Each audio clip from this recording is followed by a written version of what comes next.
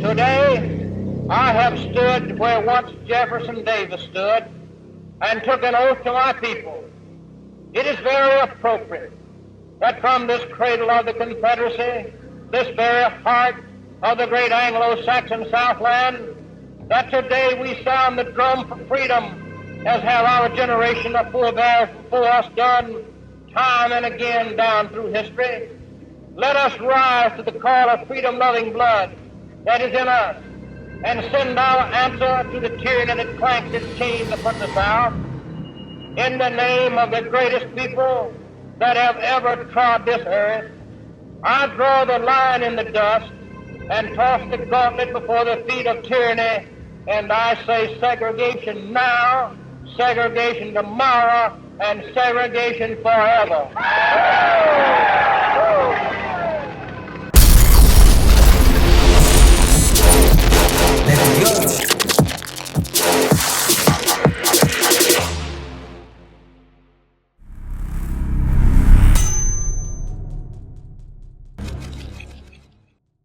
Let's discuss the good, the bad, and the oh no the fuck you didn't moments of DEI. First up, let's talk about those DEI training sessions. Y'all know, the ones where you spend 3 hours learning that other people exist and maybe you should be nice to them. Revolutionary shit, right? Nah. Hi, how are you? Fine, how are you? Great. I admire your cultural success in America. Thank you. Come on, Olympics of suffering right here. Slavery versus the Holocaust, come on. That's like Trump leading a meeting on Black History Month. I will invoke the Alien Enemies Act of 1798. Think of that. That's how far back. That's when they had law and order. They had some tough ones. Now, we've seen studies that say DEI training doesn't work.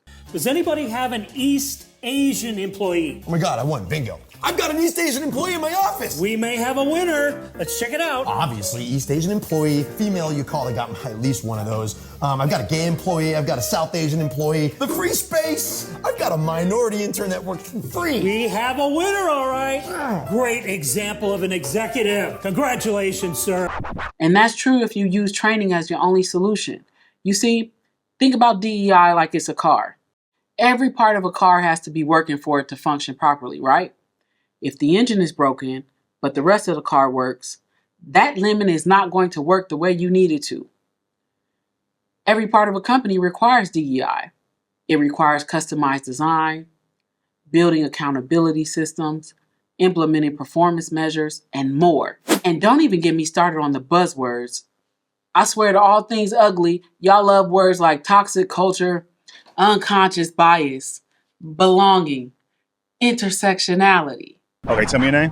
I'm Morgan. Morgan, nice to meet you. I'm City, so I'm gonna ask you a couple questions, okay? Okay. Now, do you know what DEI stands for? No, I don't. Okay, diversity, equity, and inclusion. You know what DEI stands for? Yeah. What's it stand for? Diversity, equity, and inclusion. Okay. Do you know what DEI stands for? Diversity, equity, inclusion. Okay. You said it like you was nervous, but it was actually right. Okay, cool. Let's just say it with some confidence. Yeah. There's a company, the company we work for supports programs like DEI, right? Which stands for diversity, equity, and inclusion. So people of color, like us, can make sure we still have an opportunity to get hired. So let's say we're in a workplace. Yeah. Right? And you see someone like me, right? Tall, black guy, about 6'4", and no one around looks like me, right? Would you have that same energy as you would in the neighborhood and try to make me feel comfortable? Yeah, why not? And you've been at the company, let's say like 5-10 years. Yeah, of course, even more so. I'd probably know more people. What would you do? What's something? I would do the same things. I would try to learn more about you. What brought you to the company? What do you think you can give, do to the company in terms of creating value for the company? What can you do for us? At workplace, right? DI, they have program funding for that, right? Now, do you think it's important in a workplace if you see somebody that's, let's say, looks like you, and you work in a predominantly, let's say, white job? Do you think it's important to make him feel comfortable? What if I told you the company you're working for was stopping that program? Oh, so, I feel like I don't like it at all. Like, it's not okay. Yeah, so maybe I will stop work over there. Really? Yeah. I think so, because you want them to do good work, and the best way to do good work is to not be stressing about other bullshit. So, yeah, make me feel welcome. The Civil Rights Act of 1964. Congress passes the most sweeping civil rights bill ever to be written into the law, and thus reaffirms the conception of equality for all men that began with Lincoln and the Civil War 100 years ago. The Negro won his freedom then. He wins his dignity now. 5 hours after the House passes the measure, the Civil Rights Act of 1964 is signed at the White House by President Johnson. Before an audience of legislators and civil rights leaders who had labored long and hard for passage of the bill, President Johnson calls for all Americans to back what he calls a turning point in history. We must not approach the observance and enforcement of this law in a vengeful spirit. Its purpose is not to punish. Its purpose is not to divide, but to end divisions, divisions which have lasted all too long. Its purpose is national, not regional. This Civil Rights Act is a challenge to all of us to go to work in our communities and our states, in our homes and in our hearts, to eliminate the last vestiges of injustice in our beloved country. Title VII is what governs workplace decisions, and so it says you cannot discriminate. You cannot have preferences based on race, sex, national origin, religion. So that's one statute that's often cited. But now, when we think about the sustainability of it, it's having it integrated into every single department, right? Like my utopia for this would be having everyone in every department like strategically trained on focusing on their departmental tasks as it relates to DEI.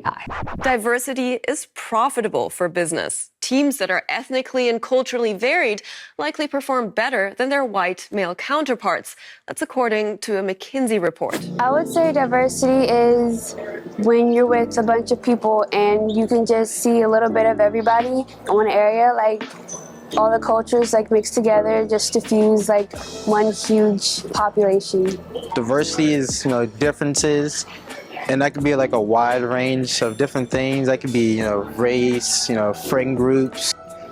Diversity is just having a wide range of people, not necessarily race. It could be race, religion. Well, I'd say diversity is like a bunch of people from like different religions, genders, nationalities, and just like from different places of the world coming together to like form a different, like a community. Diversity is where a group of people have either different views, different races, different ethnicities, different backgrounds, but they're all in one group and they're all together. So they're one, but they're all different, which contributes to the success of a group. Diversity to me is the interaction of different types of people from either different nations, just different personalities, and just coming together and working together and like being friends and yeah. Nevertheless, Black people, people of color, and indigenous groups continue to be discriminated against, especially at work. Here in Germany, for example, 1 in 5 people of color say they've experienced racial discrimination in the workplace. In the US, that's up to nearly a quarter, and the figure is even higher in the UK, where 41% report experiencing racial discrimination at work. Some of the arguments that are being used to dismantle these efforts are the very same arguments that people put in place to combat racism. Sorry, but unfortunately we don't have clients for you. Or, you look great, but try New York. And I say, hey, I'm here in Germany. I did my schooling here, and I want to be successful here. And these were such blatant moments, realizing that there were limits to my career and my future because of my appearance. Fidia sees this as racist exclusion, and he's not the only one. What I have realized that fighting for women's rights has too often become synonymous with man-hating. If there is one thing I know for certain, it is that this has to stop. I guess there were two kind of strong guiding kind of principles behind it. The first was just to find interesting, talented creatives and filmmakers and see if we could kind of earn them a living in this industry. And from the word go, an extension of that for Sally was really pushing diversity in the advertising industry, which is very white male dominated historically. And that started really with championing kind of female directors at first. I don't believe that most production companies or advertising agencies or the industry bodies and unions that we all have to work with have embraced DEI as proactively as they could.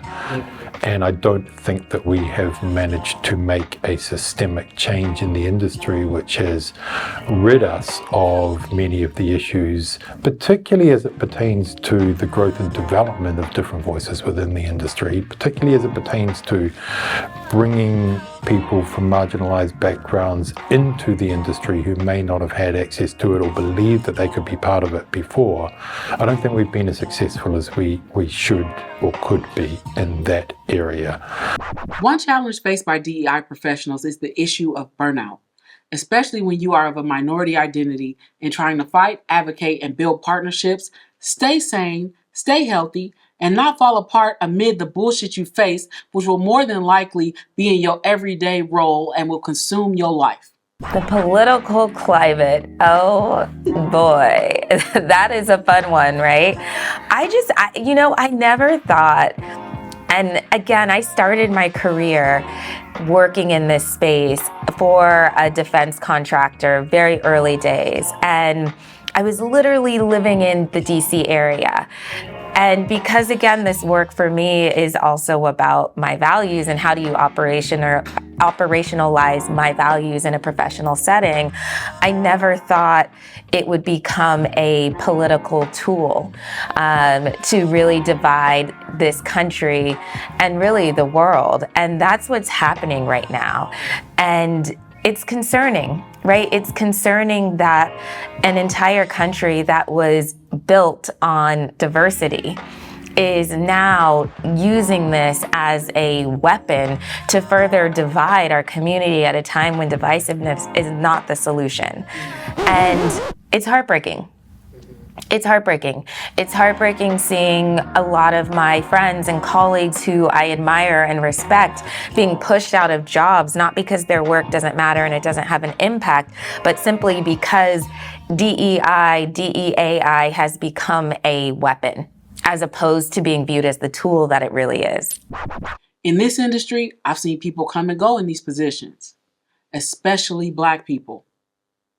I'm sure every job has difficulties.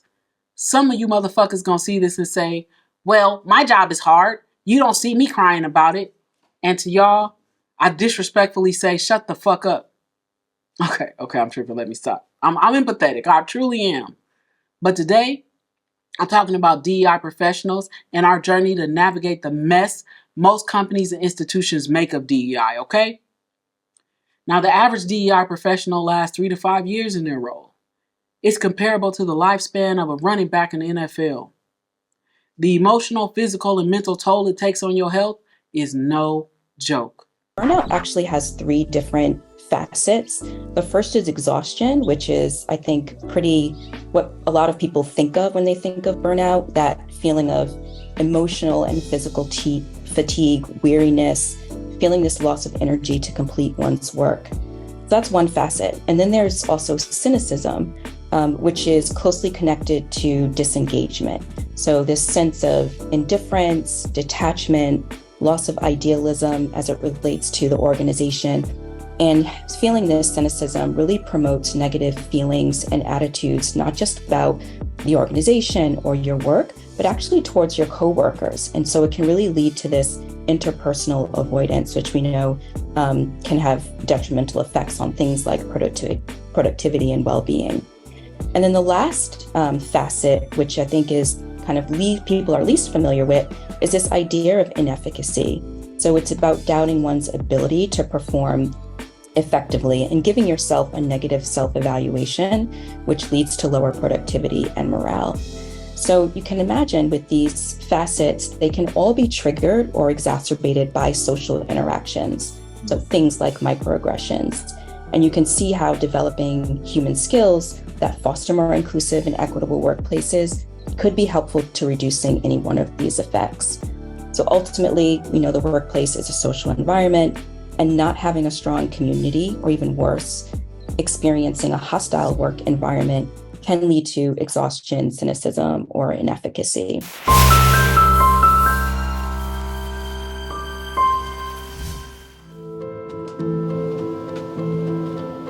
You know that little voice in your head? The one that tells you to ignore a tasteless joke.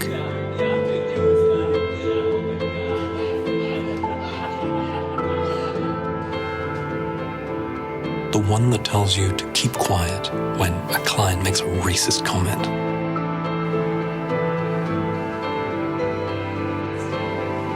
The little voice that tells you you're not smart enough because English isn't your first language.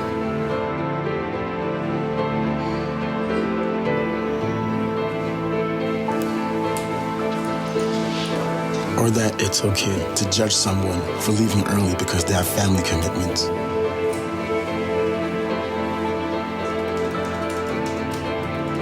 The one that tells you not to say anything when others are being reduced to stereotypes.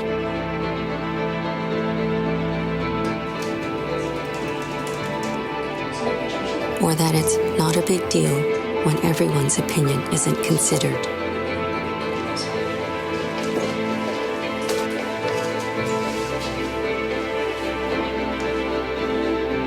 You may think you're the only one that hears that voice, but that voice also speaks to other people.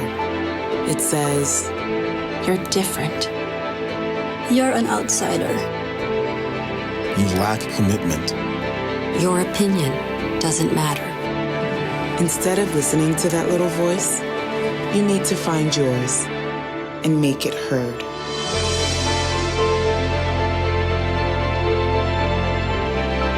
It's time for all of us to speak up. Because when we change the dialogue, we can change our world.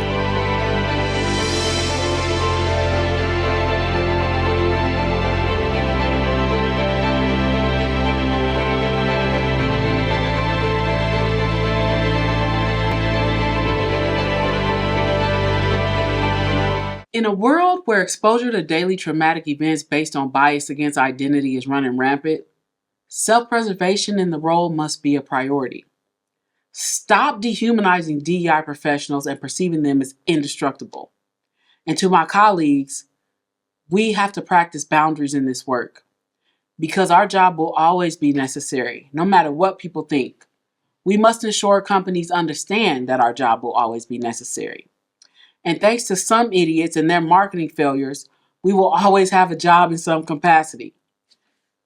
Let us never forget the epic fucking fail of Dove Real Beauty. The ad sparking a big debate and conversations about whether this was a subliminal inference that lighter skin is better or just a big PR mistake. This morning, Dove, the company synonymous with its cleansing bar and Real Beauty campaigns, apologizing after this image went viral, showing an African-American woman removing her brown shirt with a bottle of Dove body wash at her side, appearing to reveal herself as a white woman in a light-colored top.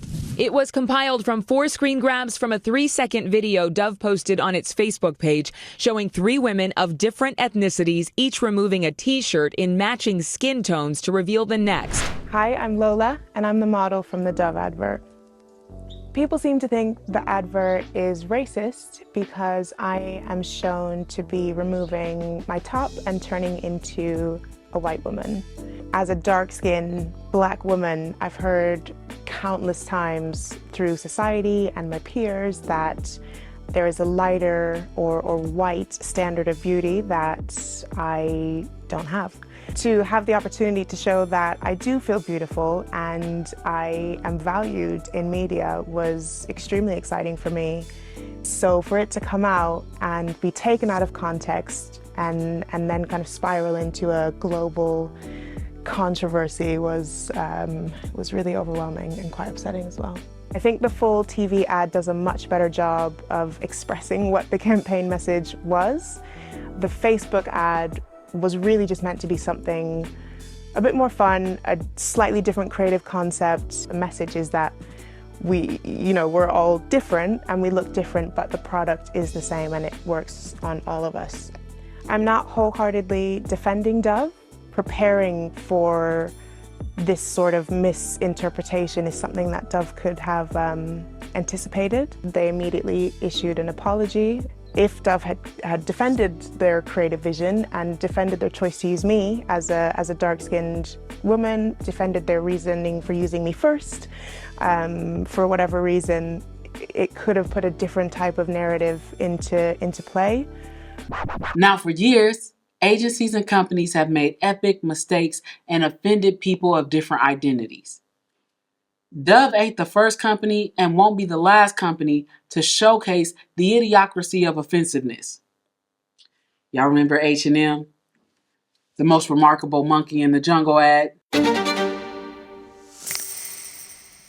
y'all remember the goddamn Zara ad mocking genocide?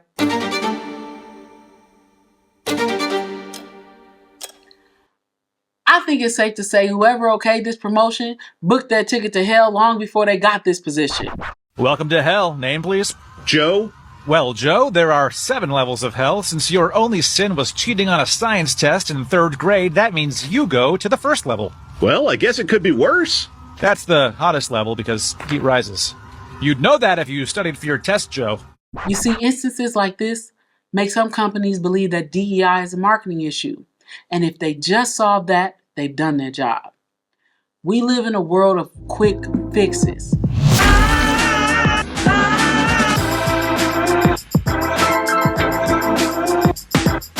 That's right. But historically, discrimination has been embedded in the origins of our nation. She once led the firm's diversity and inclusion program, and now she claims in her words that Black lives do not matter at Morgan Stanley. Americans are demanding change not only in police departments, but in corporate America as well. Marilyn Booker, a one-time global head of diversity at Morgan Stanley, who then moved on to other roles at the company, recently filed a lawsuit against the Wall Street giant firm, alleging racial bias for silencing and retaliating against employees who sought to make the firm more inclusive.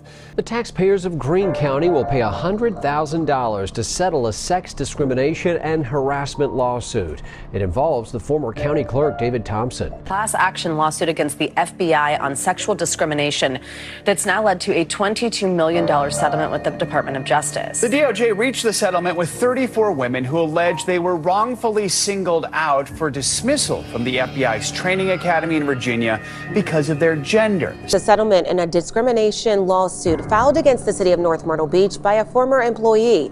That's according to an order filed yesterday in U.S. District Court in Florence. Carolina Garcia says she worked for the city for 4 years before being fired. She claims she was classified as a part-time employee despite working 40 hours a week. She also claims she was subjected to unwanted touching by another city employee. And I don't believe there's a quick fix for those. And this is often where we attempt to build DEI solutions incorrectly. Usually, companies have had to pay for their mistakes. Like in the late 1990s, early 2000s. Do y'all remember when Morgan Stanley shelled out $54 million and Smith & Barney and Marilyn Lynch more than $100 million each? They spent all that money to settle sex discrimination claims. 2007, Morgan Stanley was back at the table facing a new class action, which cost the company $46 million. In 2013, Bank of America and Merrill Lynch settled a race discrimination suit for $160 million. Cases like these brought Merrill's total 15-year payout to nearly $500 million. What Merrill Lynch paid out in 15 years could have ended homelessness in some states. Instead, They wanted to end a fucking DEI program. And these cases don't often slow down. Let's talk about Tesla, Musk, and how much he had to pay millions of dollars in a racial discrimination suit. San Francisco jury walloped Tesla with a $137 million verdict in a racial discrimination lawsuit. The former worker and whistleblower says that he was confronted with taunts and threats, the N-word and racist graffiti on the factory floor each day. He says that this lawsuit and the verdict is about holding Tesla accountable. I was told I was going to be killed in the factory. I'm going to shoot you. I was told, you know what, go back to Africa. Owen Diaz says racial slurs and threats of violence were near everyday occurrences at the Tesla factory, and he says the jury's $137 million verdict is vindication. I'm happy that we're finally able to get a light in on Tesla and their practices. The message is that racism in the workplace in the form of the N-word and swastikas and pickaninny drawings is unacceptable. Owen says he hopes the verdict will force Tesla to reform its workplace culture so that others are spared the abuse he suffered. You knew that racism was going on in your factory. You could have stopped. You could have retrained everybody. Tesla segregated black workers into separate areas that its employees referred to as, quote, porch monkey stations. That's great. The dark side, the slave ship, the plantation is what this lawsuit alleges. Only black workers had to scrub floors on their hands and knees, and they were relegated to the Fremont, California factory's most difficult physical jobs, is what this suit also states. Graffiti, including KKK, Go Back to Africa, the Hangman's Noose, the Confederate flag, and N-word were carved into restroom walls, workplace benches, and lunch tables, and were slow to be erased. Also what this lawsuit says. Not only were Tesla's black workers subjected to willful, malicious harassment, but they were also denied promotions and paid less than other workers for the same jobs. Still, instead of fixing your DEI challenges, you'd rather spend money trying to settle them. And I'll never forget what my mother taught me, and I'm gonna teach it to y'all dumbasses. Just because you have the money doesn't mean that you should spend it. Change your behavior to make better decisions. I promise you it's going to benefit you in the long run.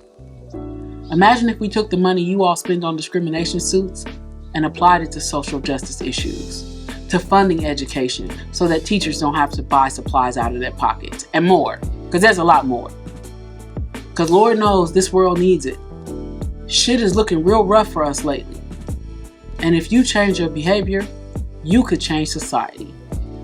Imagine having that much privilege and power, and then you misuse it because you live in a world designed for you, by you, to benefit your identities above others. Invest money in transformational things and not performative shit. And even as I say that, I struggle with why companies can't have the same sentiments about DEI.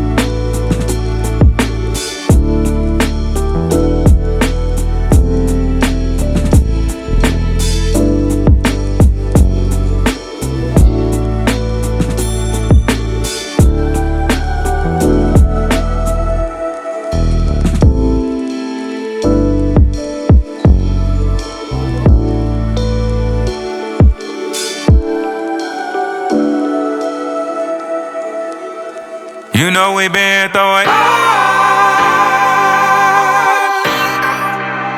and through the rise in it. We never give up. And through your blood I sent. Never giving up. So now we answering up. It's our time. Get your ass up. I walk in the image of you. Now what do you do when you see me coming?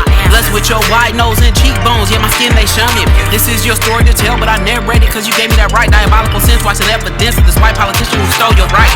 And in my hindsight, I witnessed paths that our children take. Straight from the classroom to the courtroom, who seals your fate?